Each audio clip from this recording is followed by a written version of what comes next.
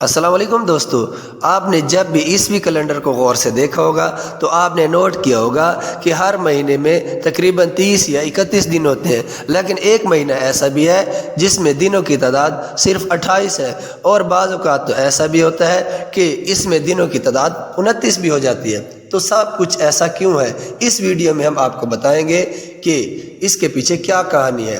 کیا آپ بھی بتا سکتے ہیں کہ آخر فروری میں صرف 28 دن ہی کیوں ہوتے ہیں؟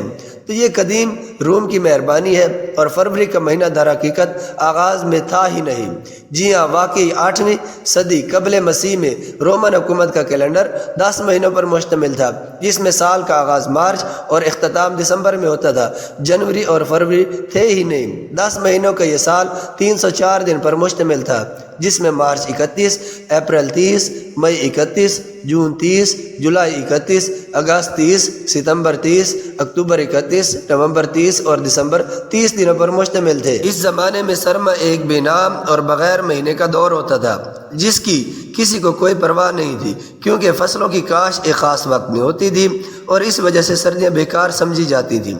تو ان 61 دنوں میں اگر کسی سے پوچھا جاتا کہ یہ کون سا مہینہ ہے تو اس کا صحیح جواب یہی ہوتا کہ کوئی نہیں۔ رومن بادشاہ نوما پومپولوس کو یہ احمقانہ لگا کہ آخر کیلنڈر میں 61 دنوں کو کیوں نظر انداز کیا جا رہا ہے، تو 713 قبل مسیح میں کیلنڈر میں 12 مہینوں میں تقسیم کی گئی، جو کہ 355 دنوں پر مشتمل تھا، جس میں جنوری اور فروری کا اضافہ ہوا، جنہیں آخر میں رکھا گیا، یعنی سال کا آخری مہینہ فروری قرار پایا۔ مگر قدیم روم کا کوئی بھی کیلنڈر توہم پرستی کے بغیر مکمل نہیں ہو سکتا تھا۔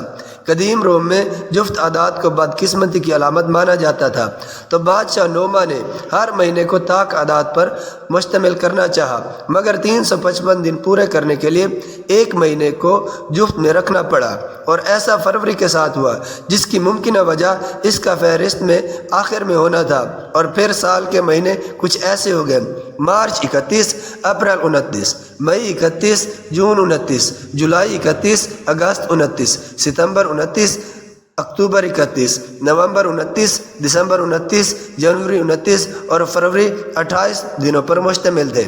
355 دنوں کا یہ کیلنڈر مکمل نہیں تھا، اور کئی سال بعد سیزن اور مہینے ترتیب سے باہر ہونے لگے، تو اسے ٹھیک کرنے کے لیے روم میں 27 دن کا لیپ مہینے کا اضافہ کیا گیا، جسے مرسیڈونیس کا نام دیا گیا۔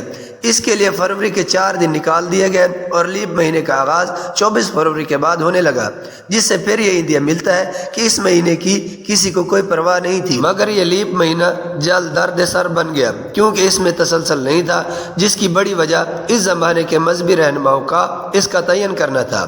یہاں تک کہ جولیس سیزر کے عہد میں رومن عوام کو کوئی اندازہ نہیں ہوتا تھا کہ آج کون سی تاریخ ہے، تو سیزر نے لیپ مہینے کو نکال باہر کیا اور کیلنڈر کو پھر نئی شکل دی۔ جولیس سیزر نے کیلنڈر کو سورج سے جوڑ دیا اور چند دنوں کا اضافہ کر کے 365 دنوں کا سال کر دیا۔ ایسا کرنے کے بعد فروری کیلنڈر میں دوسرے نمبر پر آ گیا، مگر اس کے 28 دن برقرار رہے، اور جب سے یہ سلسلہ برقرار ہے تو لیپ ڈے کا اضافہ کیوں کیا گیا؟ ہر 4 سال بعد فروری کا مہینہ 29 دنوں کو ہوتا ہے، جیسا 2024 میں ہوا۔ تاہم ایسا کیوں ہوتا ہے اور کب سے ایسا ہو رہا ہے؟ ہو سکتا ہے کہ بیشتر افراد کو اس کی وجہ معلوم ہو، مگر جو نہیں جانتے وہ جان لے کہ ہر 4 سال بعد فروری کے مہینے میں ایک اضافی دن یا لیپ ڈے کی اصل وجہ کیا ہے۔ در حقیقت زمین کا سورج کے گرد گردش کا دورانیہ 365 دنوں کا نہیں بلکہ چوتھائی دن زیادہ ہے، یعنی 365 دن 5 گھنٹے 49 منٹ اور 12 سیکنڈ۔ اور چونکہ زمین سورج کی گرد گردش کرتی ہے، اس لیے موسموں کی تبدیلی کا انحصار بھی زمین اور سورج کی اس گردش کے رشتے پر ہوتا ہے۔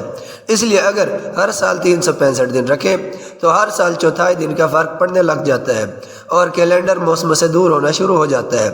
اب چونکہ دنیا بھر میں ایسے گریگوری کیلنڈر کا استعمال کیا جاتا ہے جس میں 365 دن ہے، تو اس فرق کو دور کرنے کے لیے لیپ سیکنڈز اور لیپ سال کے ذریعے گھڑیوں اور کیلنڈروں میں زمین اور موسم سے مطابقت پیدا کی جاتی ہے۔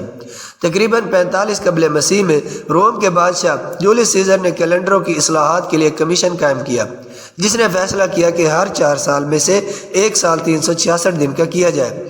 جولیس سیزر کے موت کے بعد ہر 4 سال کے بعد ایک دن کا اضافہ کرنے کی بجائے یہ اضافہ ہر 3 سال بعد کیا جانے لگا۔ اس طرح ایک مرتبہ پھر رومن کیلنڈر موسم سے آگے بھاگنے لگا۔ یہ مسئلہ جولیس سیزر کے بعد آنے والے اصلاح پسند بادشاہ آگسٹس سیزر نے 8 قبل مسیح میں حل کرنے کی کوشش کی، اور اس طرح یہ سلسلہ 16ویں صدی تک چلتا رہا۔ 16ویں صدی میں پاپ گریگوری نے کیلنڈر میں تبدیلی کر کے یہ مسئلہ بھی حل کرنے کی کوشش کی اور ایک کمیشن قائم کیا، جس میں یہ طے پایا کہ ہر 400 سال میں 100 دن لیپ ایئر کے بجائے 97 لیپ ایئر ہوں گے۔ اب آتے ہیں اس دلچسپ سوال کی جانب کہ اگر آپ کی پیدائش 29 فروری کی ہو، جو لوگ 29 فروری کو پیدا ہوتے ہیں انہیں اپنی سالگرہ منانے کے لیے 28 فروری یا 1 مارچ کا انتخاب کرنا پڑتا ہے، جبکہ کچھ لوگ 29 فروری پر ہی برقرار رہتے ہیں۔ کچھ حلقوں کے خیال میں 28 اور 29 فروری کی درمیانی شب کے بعد پیدا ہونے والوں کو اپنی سالگرہ 28 فروری کو منانی چاہیے، جبکہ جو لوگ 29 فروری اور 1 مارچ کے درمیانی شب سے کچھ پہلے پیدا ہوئے وہ 1 مارچ کو ہی اپنا یوم پیدائش منا لیں۔ آپ کو یہ ویڈیو کیسی لگی کمنٹ سیکشن میں اپنی رائے کا اظہار کرنا نہ بھولیے گا، اور اگر ویڈیو آپ کو معلوماتی لگی ہے تو اس کو لائک کرنا اور ہمارے چینل کو سبسکرائب کرنا نہ بھولیے گا۔ اس سے ہماری حوصلہ افزائی ہوتی ہے اور ہم آپ کے لیے مزید معلوماتی ویڈیو بنا کر لائیں گے۔ ملتے ہیں اگلی معلوماتی ویڈیو کے ساتھ، تب تک کے لیے مجھے دیجیے اجازت۔ اللہ حافظ۔